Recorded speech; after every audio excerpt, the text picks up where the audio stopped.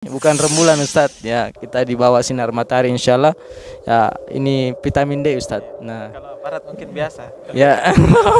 Boleh. Pokoknya di mana ketemu orang kafir dibunuh. Iya. Ini target-target mereka, masya Allah. Termasuk yang kafir aparat menurut Agar mereka ya. NKRI Di mana? tetap utuh. Iya. NKRI harga mati buat Ya kita kan? semua. Dimanapun kalian dapatkan perangi mereka, itu perintah Nabi. Jadi ini adalah tugas penguasa. Kemudian tugas para ulama, orang-orang yang berilmu adalah menjelaskan kebobrokan ideologi mereka. Kafir. Ketika mereka itu kafir, maka mereka itu halal darahnya. Kamu masuk dalam surga, bidadari sudah menunggu ya. Masya Allah. Bagaimana tidak? Apalagi anak muda ini Ustadz. Iya. Dalil Al-Quran dan Sunnah. Naam, sejarah kelam mereka di masa yang lalu. Ini harus perbuatan aniaya, dan Islam sangat membenci yang seperti itu. Maka dari itu, pemahaman terorisme dan radikalisme ini benar-benar bukan bagian dari agama kita. Kurang paham agama. Kemudian yang kedua, sangat rentan adalah para pemuda. Iya. Para pemuda. Bismillahirrahmanirrahim. Iya, Masya Allah. Tapi ya, jelas tentunya orang tua juga ya sangat berperan dalam hal ini Ustaz ya.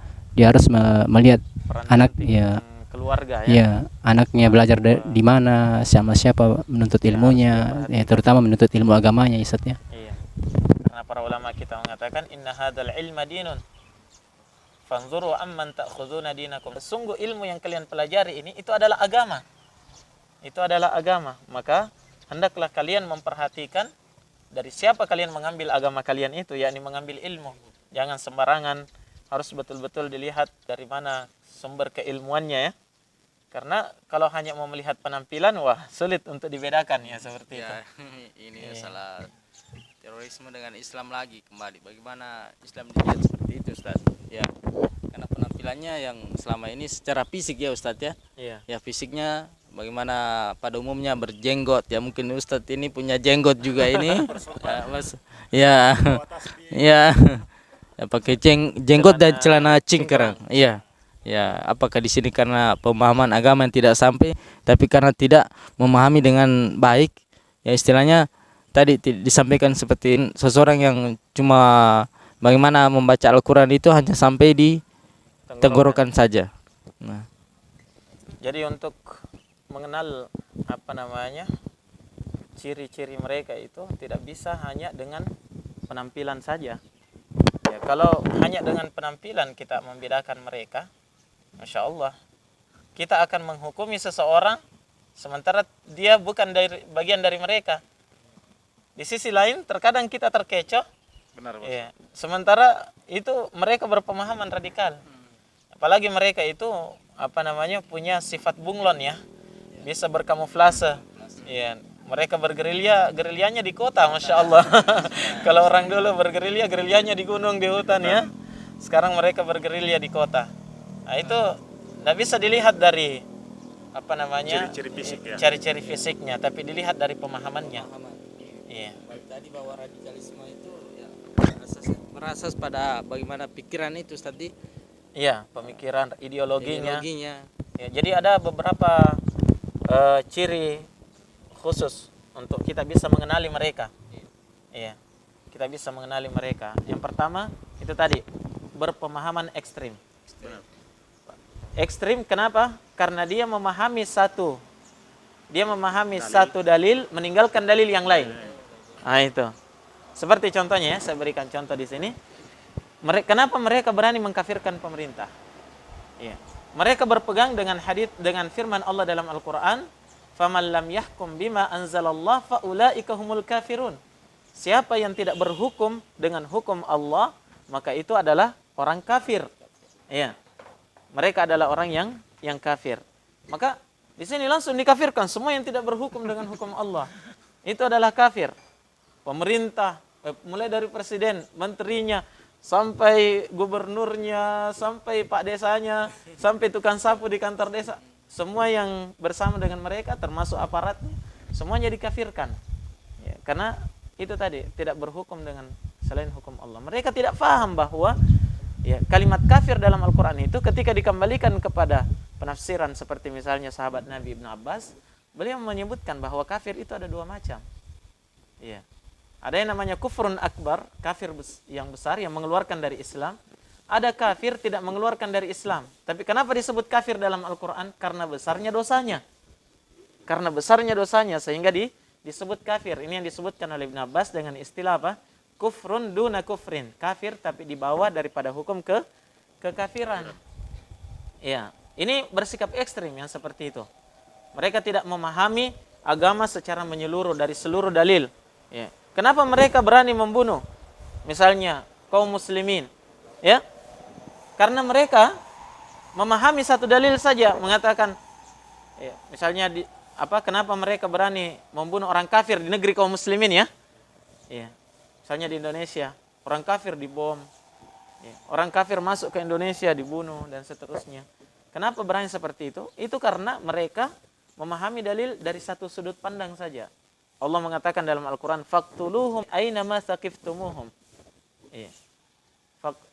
Ya, bunuh mereka dimanapun kalian berjumpa dengan mereka.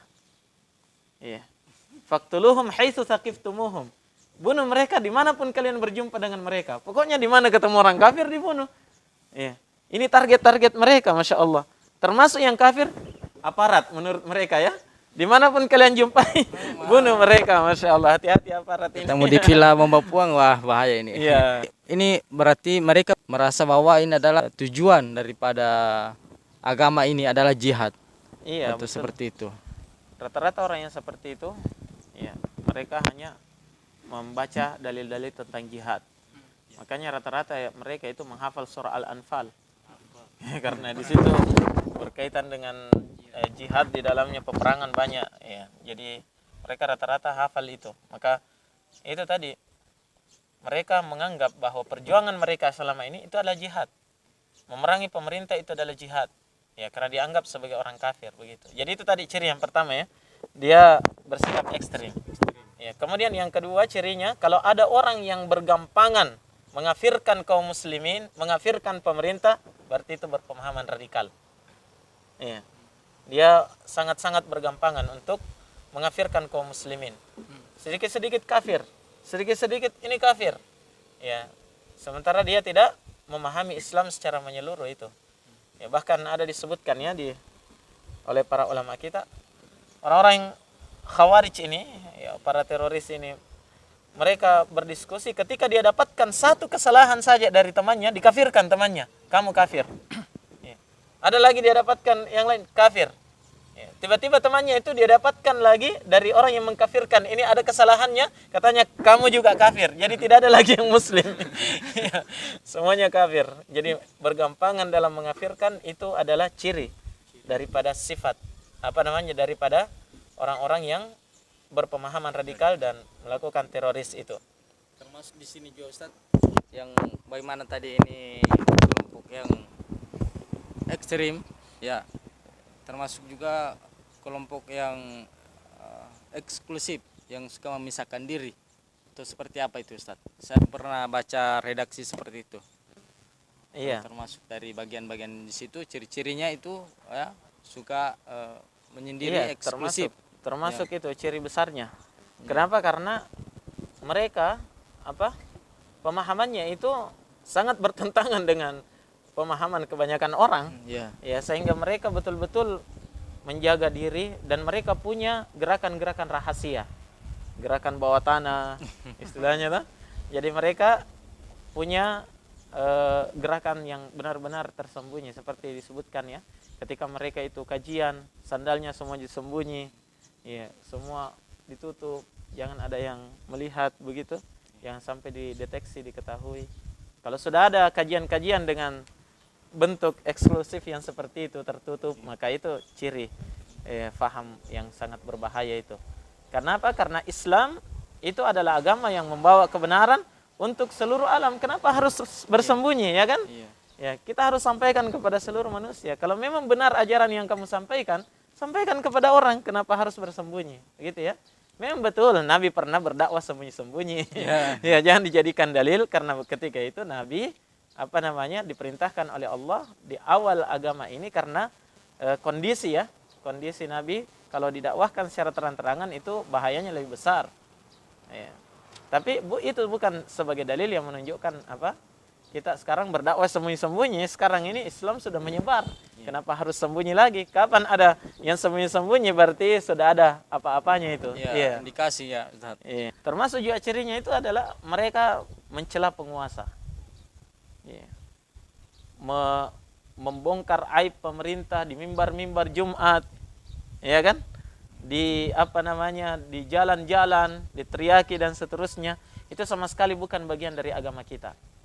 Itu adalah bagian dari pemahaman radikalisme. Kenapa? Agama kita melarang kita untuk mencela pemerintah, menimbulkan kegaduhan di tengah masyarakat, menimbulkan kebencian rakyat terhadap pemerintahnya. Itu dilarang. Menghinakan pemerintah di depan umum itu sama sekali dicela di dalam agama kita. Nabi SAW bersabda, "Man ahana sultanallahi fil ard ahanahu Allah." Siapa saja yang menghinakan penguasa Allah di permukaan bumi ini, Allah akan menghinakan dia. Iya. Jadi mungkin ada yang mengatakan, kalau begitu kita biarkan saja pemerintah kalau salah. Iya, benar Pak Ustaz. Iya. Kenapa kita tidak boleh bicara? Jawabannya kita tidak dilarang bicara. Kita dilarang membeberkan aib pemerintah kita di halayak ramai. Diketahui semua orang. Ya. Kalau memang mau bicara dan mau menasehati pemerintah, disebutkan oleh Nabi dalam hadis yang lainnya, dalam hadis Abdullah bin Zaid kalau tidak salah ya. Ya, kata Nabi SAW, ya, kapan kalian mendapatkan ada kekeliruan dari penguasa kalian, fakallimhu, bicara dengan dia. Ya. Gimana cara bicaranya? Kata Nabi, ta'khudh biyadihi, pegang tangannya, wakhlu bih, dan berduaan dengannya. Ya, sampaikan kepadanya hujjah kalian, sampaikan kamu keliru dalam masalah ini. Itu lebih baik daripada harus diteriaki di pinggir jalan, kan begitu? Iya. Apalagi penguasa itu adalah atasan kita ya, di atas kita. Iya, menasehati sederajat dengan kita saja itu kalau diteriaki tidak akan diterima, apalagi diungkap aibnya. Akan menimbulkan ujaran kebencian. Iya, di media sosial, apalagi menimbulkan hoax sehingga terjadi ujaran kebencian. Ya, terlebih lagi sudah berlipat ganda itu kesalahannya, Masya Allah. Jadi kita dilarang betul. Berarti teroris ini intinya dia mau ingin perubahan yang secara ekstrim, seperti tidak siap menerima perbedaan ya Pak Ustaz. Salah satunya itu tidak siap menerima perbedaan, kemudian menginginkan dengan merubah orang itu dengan cara sendiri, serta terorisme, membuat dampaknya kayak bom-bom, teror, hoax, menebarkan berita, menebarkan kebencian kepada pemerintahan agar masyarakat atau warga kita benci sama pemerintah. Iya, betul. Menolak anti NKRI, anti Pancasila. Iya, itu memang sudah program mereka. Ya. Kan ada istilahnya untuk memegang seseorang itu, untuk merebut seseorang itu, merebut hatinya. Kita harus menjatuhkan karakter orang yang dia kagumi, kan begitu kan? Benar Ustaz. Jadi dia jatuhkan karakter pemerintah, dia rusak karakter penguasa di hadapan rakyatnya untuk mereka bisa pegang rakyat ini. Iya, seperti itu. Jadi ini yang harus diantisipasi betul, Masya Allah. Iya. Dan di antara cirinya juga itu mereka tidak pernah menyebut kebaikan pemerintah. Dan tidak pernah mendoakan kebaikan untuk pemerintah. Itu. Sementara kita seorang muslim yang baik itu diperintahkan untuk mendoakan kebaikan untuk pemerintah kita. Kenapa? Kalau pemerintah kita baik, masyarakat semuanya baik. Kalau mereka tidak, justru didoakan mudah-mudahan hancur, ya kan? Ya, mudah-mudahan cepat lengser, ya, dan seterusnya. Itu tidak dibenarkan. Makanya masyhur ya dari Imam Ahmad rahimahullah, ya, kita tahu bagaimana sirah beliau itu dipenjara oleh pemerintah dalam 3 periode pemerintahan karena pemerintah ketika itu dihasut oleh kelompok sesat ya, sehingga oleh Mu'tazilah, sehingga Imam Ahmad benar-benar tersiksa di penjara 3 periode pemerintahan ya. Tapi ketika itu beliau sempat berkata, "Lau kana li da'watun mustajabah." Seandainya saya punya satu doa yang saya yakin doa ini pasti dikabulkan oleh Allah, la ja'altuha lis-sultan. Saya akan peruntukkan untuk pemerintah. Masya Allah. Ya, jadi muslim yang baik itu selalu mendoakan kebaikan untuk pemerintahnya, ya, untuk penguasanya, mudah-mudahan diberikan hidayah, dibimbing oleh Allah, untuk menjalankan tugasnya dan seterusnya ya. Ya, kalau sudah ada orang yang mendoakan kejelekan pemerintah, menginginkan kehancuran untuk pemerintah, itu sudah ciri radikal itu. Bahaya itu. Iya. Kalau terus apa sih bahaya paham radikal ini terhadap agama, Ustaz? Baik. Bahaya faham radikal terhadap agama itu tentunya jelas sekali. Ya. Yang pertama, dia memahami agama tidak sesuai dengan yang sebenarnya, yang difahami oleh Nabi dan para sahabatnya. Itu ya. Kenapa? Karena mereka memahami agama sesuai dengan pemahaman dirinya sendiri atau dari imam-imamnya, dari dari pemimpin-pemimpin mereka sendiri. Ya. Jadi ini merusak agama. Ya. Apanya yang dirusak? Hadisnya benar, ayatnya benar, tapi pemahamannya keliru.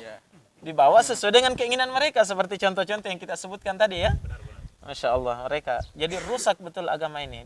Ditambah lagi dari perbuatan mereka, kalau sudah dinampakkan dalam bentuk teror, wah ini luar biasa. Akhirnya kaum muslimin yang dicap Islam Islam adalah agama radikal.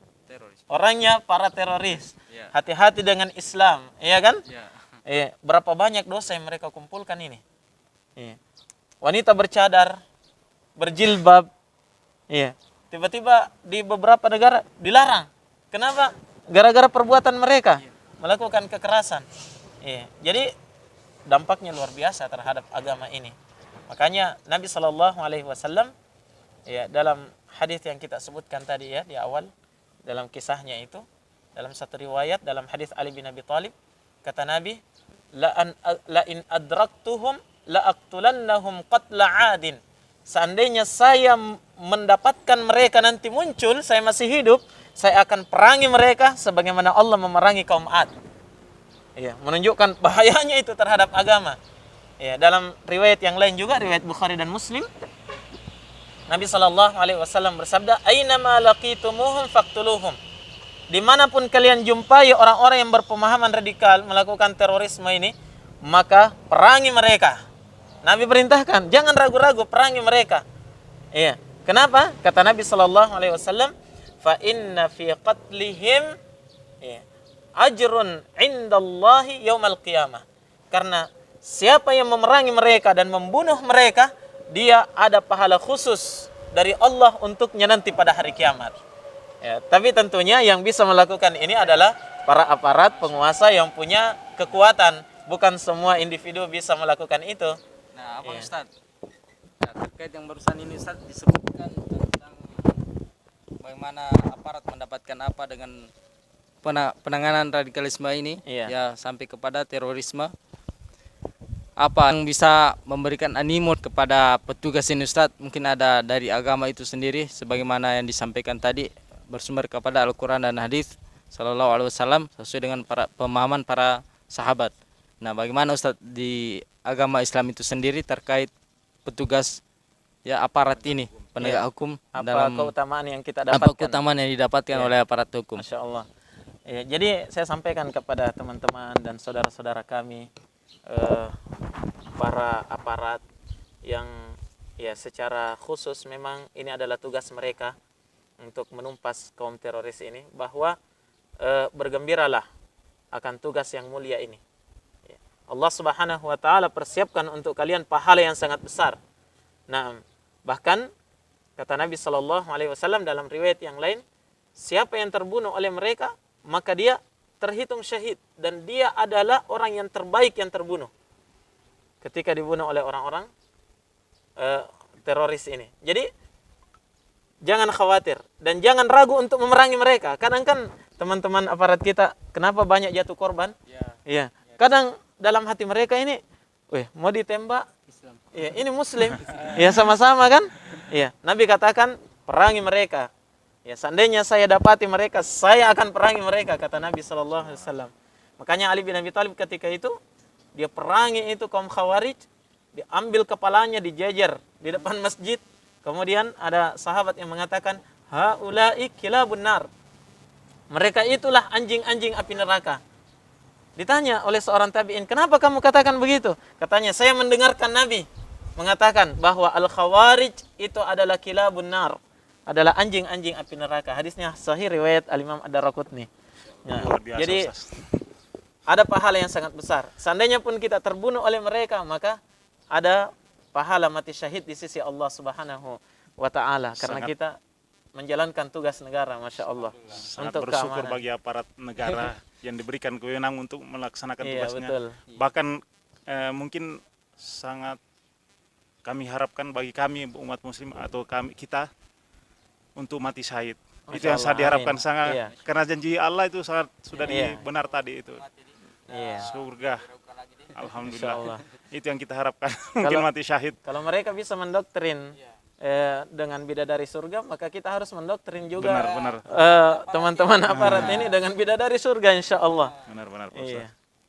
Kalau ini kan dikatakan tadi Ustaz bahwa mereka kan berdalih jihad, melakukan jihad dengan apa-apa yang dilakukan seperti pengeboman, pengerusakan, memberi kekacauan. Mungkin maksudnya apakah betul itu jihad? Seperti itu ya?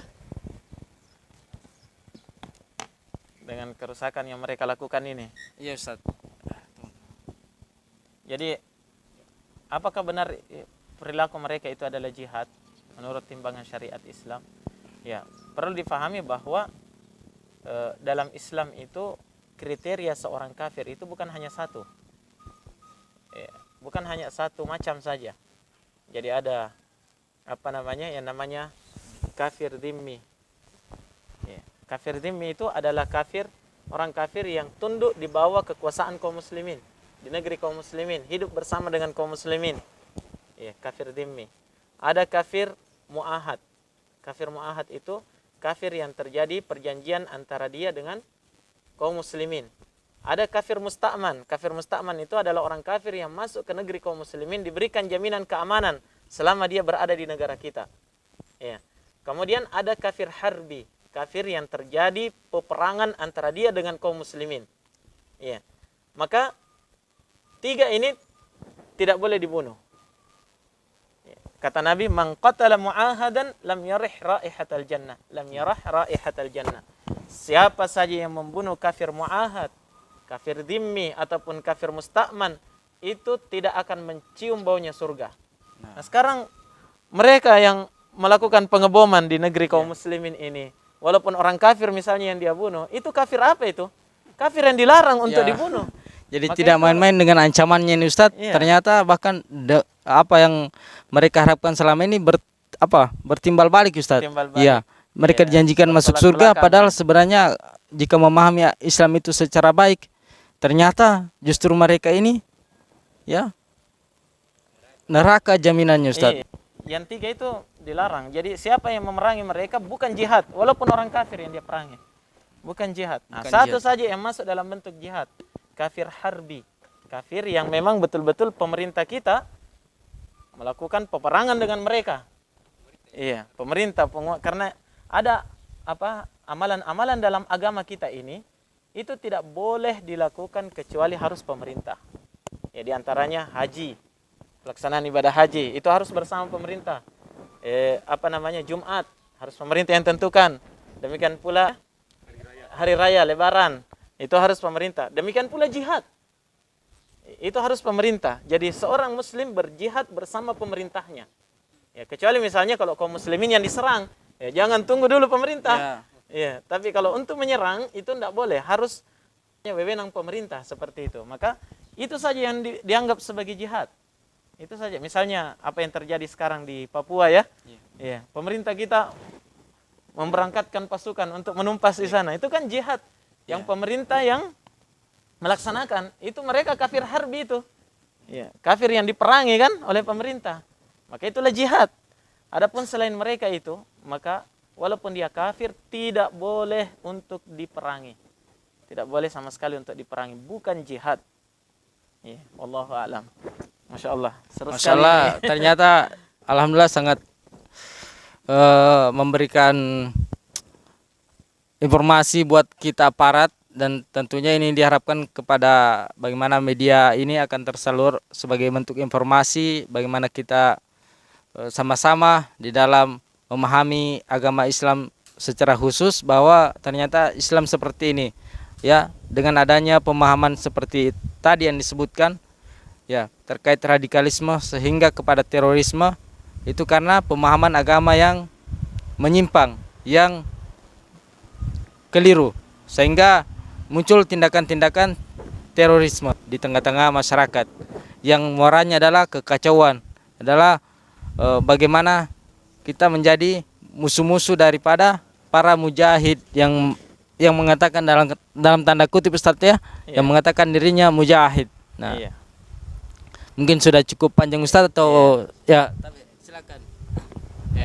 Tadi Ustaz kan Sudah bahaya cukup tentang panas ini. iya. Iya. Iya, Masya Allah. Tadi kan ada bahaya untuk agama Ustaz. Sekarang bahaya untuk bangsa dan negara. Oh, bahayanya pemahaman radikal terhadap bangsa dan negara. Oh, itu sudah jelas ya, mungkin sudah kita singgung juga tadi. Ya, bahwa mereka melakukan kerusakan ya di dalam negara. Kemudian apa namanya? Ujaran iya hoax, kemudian menimbulkan kebencian rakyat terhadap pemerintah, merusak keamanan ya, merusak keamanan, masya Allah. Sementara keamanan itu adalah apa namanya nikmat yang sangat besar yang Allah berikan kepada kita. Iya. Makanya ketika Nabi Ibrahim awal kali beliau berada di Mekah, masuk ke Mekah, membawa keluarganya, yang pertama yang diminta Nabi Ibrahim apa? Bukan makan, bukan minum. Padahal padang tandus ya. Apa yang diminta Nabi Ibrahim? Sebagaimana disebutkan dalam Al-Quran, Nabi Ibrahim berdoa, Rabbi ja'al hadza baladan amina. Ya Allah, jadikan negeri ini adalah negeri yang aman. Itu yang pertama dulu. Ya, adalah negeri keamanan. Makanya nikmat keamanan ini jangan sampai kita rusak. Ya, jangan sampai kita rusak. Ya, dan kewajiban untuk menegakkan keamanan di negeri ini bukan cuma aparat. Benar Pak Ustaz, Ya, benar. walaupun itu tugas mereka, Semua elemen. tugas antum ya. Tapi bukan cuma tugas mereka, tugas semua masyarakat. Ya, untuk menjaga keamanan masing-masing di lingkungannya masing-masing ya. Ya, seperti itu. Jadi, kapan ini rusak berarti kita apa namanya? Dianggap mengkufuri nikmat. Benar Pak Ustaz. Nikmat keamanan itu sendiri. Benar, yang berarti yang disebutkan yang paling utama itu dalam beribadah itu tadi disebutkan Ustaz, intinya keamanan Ya, yang paling keamanan. utama. Kemudian berlanjut dengan kenyamanan. Iya, betul. Kalau mau hikmat Iya. dalam beribadah. Ya. Karena kalau Dan- keamanan ini yang rusak, tidak ada yang bisa terjadi. Benar. Orang tidak bisa mencari rezeki, ya kan? Beribadah pun sulit, ya, terjadi kebencian antara satu dengan yang Benar. lainnya. Berarti tugas memberantas terorisme bukan tugas aparat pemerintahan Betul, saja, betul. seluruh elemen masyarakat, warga, agar NKRI tetap utuh. Iya. NKRI harga mati buat Iya, kita semua, Masya Allah. bagi aparat masyarakat dan Betul. seluruhnya elemen Betul. masyarakat. Iya. Nah, Dan satu saya mau wasiatkan di sini sebelum kita tutup ya, bahwa apa namanya? Maaf Ustaz, ada satu lagi mungkin. Ini kan sudah mau ditutup, saya mungkin terakhir pertanyaan saya ya. Apa solusi sehingga kita bisa mendeteksi dini atau cegah dini Oh, iya, dari iya, dampak-dampak sehingga pemuda atau masyarakat tidak terjangkit dengan terorisme. Betul. Itu yang terakhir mungkin Iya. Pak Ustaz. Itu juga yang saya mau wasiatkan tadi. Benar-benar saya udah Jadi- nyambung berarti Pak Ustaz hati Ya, kita. Jadi, masya Allah, apa yang terpenting di sini, solusi yang terpenting itu adalah kita harus bekerja sama seluruhnya antara ulama dan umara. Siapa itu ulama? Orang-orang yang berilmu. Siapa itu umara? Para penguasa, aparat, Benar. ya, dan orang-orang yang diberikan amanah oleh Allah untuk memimpin di negeri ini. Ya. Kita harus bekerja sama ini untuk memberantas mereka. Ya. Jadi para umara, pemerintah, penguasa itu memberantas mereka dengan fisiknya. Ya. Tidak ada solusi selain daripada itu. Nabi katakan, seandainya saya jumpai mereka, saya akan perangi sebagaimana memerangi kaum Ad. Ya kan? Dimanapun kalian dapatkan, perangi mereka. Itu perintah Nabi. Jadi ini adalah tugas penguasa.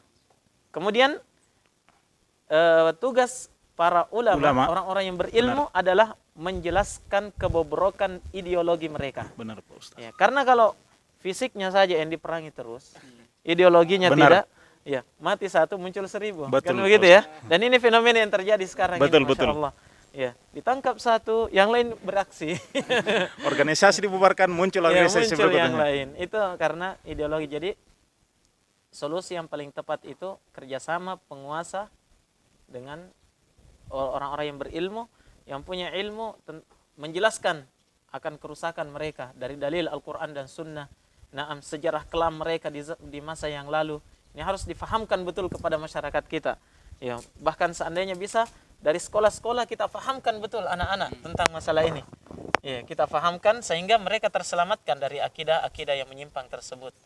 Nah, kalau bisa mungkin pemerintah mengadakan seminar-seminar mengumpulkan masyarakat untuk membahas yang seperti ini, undang orang-orang yang berilmu untuk bisa menjelaskan kepada masyarakat sesuai dengan dalil Al-Quran dan Sunnah. Nah, sekira itu. Allahu a'lam. Jazakumullah khairan. Jazakallah khairan Ustaz. Ya alhamdulillah. Sesuai apa yang kita dengarkan bersama tadi, jadi kesimpulannya bahwa Islam itu bukan ajaran terorisme, bahkan Islam itu tidak mengajarkan radikal ya Ustaz. Bahkan Islam sendiri itu membenci ya paham-paham radikal. Dan tentunya ini ya seperti apa yang disampaikan tadi Ustaz, perlu adanya kerjasama antara elemen masyarakat, semua elemen masyarakat, baik dari pemerintah, para ulama, bahkan dari untuk kalangan masyarakat itu sendiri ya Pak. Ya, masyarakat untuk bagaimana menjaga keamanan ini, membentengi kaum muslimin dari paham-paham radikalisme. Ya, alhamdulillah mungkin sampai sekian untuk bincang-bincang kita. Masih ada Pak yang mau disampaikan? Ini lanjut tutup atau nanti ditutup? Oh, baik, Sekalian alhamdulillah. ditutup saja. Nah, sebagaimana tadi disampaikan bahwa memang ini perlu ya kerjasama dari semua elemen masyarakat dengan pemerintahan. Nah, kami di Bimas sendiri khususnya Ustadz. Nah, nih, dia bersalaman ini.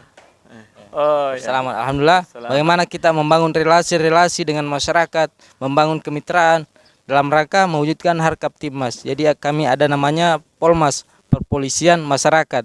Bagian masyarakat diikut sertakan di dalam kegiatan-kegiatan keamanan seperti ini. Mungkin dalam hal terkecil seperti Poskamling Ustadz. Ya, di mana muaranya adalah keamanan ketertiban masyarakat kondusif. Karena tentunya dengan nikmat keamanan ini adalah nikmat yang sangat besar sebagaimana yang disampaikan Ustadz tadi, dan dari situlah kita bisa lebih produktif di dalam aktivitas kita. Tentunya banyak hal, banyak seperti mungkin ibadah dan bagaimana kita bermuamalah di dalam keseharian kita, beraktivitas sebagaimana mestinya di dalam kehidupan sehari-hari jika kita itu aman. Nah mungkin seperti itu Ustadz ya. Nah, syukran jazakallahu khairan untuk Ustadz atas kesempatannya berbincang di pagi hari ini di bawah sinar matahari, bukan rembulan Ustadz ya, kita di bawah sinar matahari insyaallah ya. Ini vitamin D Ustadz. Nah, kalau aparat mungkin biasa ya.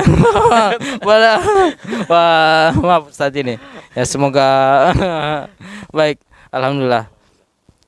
Terima kasih. Mungkin kami tutup pada kesempatan ini, semoga kami beri kemudahan untuk terus memberikan faedah berupa informasi untuk bagaimana kita membangun sinergitas kepada masyarakat dan elemen-elemen terpenting di dalam Kamtibmas ini, seperti dengan Ustadz sendiri, bagaimana Ustadz menyampaikan terkait terorisme itu sesuai perspektif Islam sendiri. Nah, perlu ada kajian khusus ya, mungkin untuk mengenai radikalisme itu sendiri. ya, sudah. Nah, ya betul. Ini kita situasional saja dengan kondisi seperti ini, bahwa terik matahari semuanya mendesak. Jadi kita tutup. Semoga kita senantiasa dimudahkan oleh Allah Subhanahu Wa Taala di dalam aktivitas kita, ya, menjadi orang-orang yang saling bermanfaat untuk sesama. Khairun nas anfa'uhum linnas.